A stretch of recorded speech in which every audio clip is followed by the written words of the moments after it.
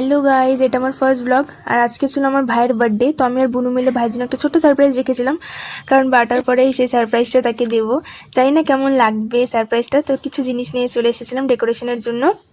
এখন ছাদে গিয়ে লাইটটা ফটাফট সেট করে নিচ্ছি।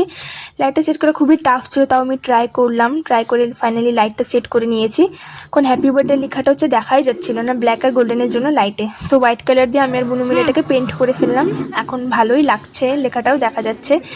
এখন বেলুনগুলো লাগালে আমাদের কাজ শেষ।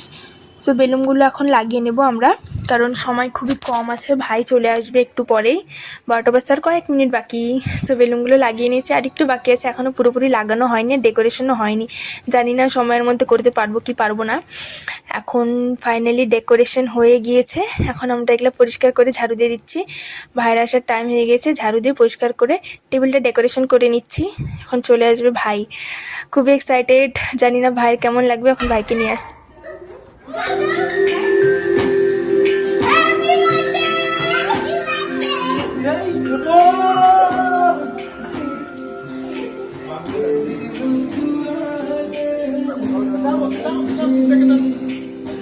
সারপ্রাইজটা ভাইয়ের খুবই ভালো লেগেছিল আর খুব ইমোশনাল হয়ে গিয়েছিল ভাই। এখন কেকটা ফটাফট কেটে নেব। Happy birthday to you, happy birthday to you. Finally আমাদের কেক কাটিং হয়ে গিয়েছে, আর এখন আমরা চলে যাব ঘুমাতে। সো কেমন লেগেছে ডেকোরেশন প্লিজ কমেন্টে জানাবে। বাই।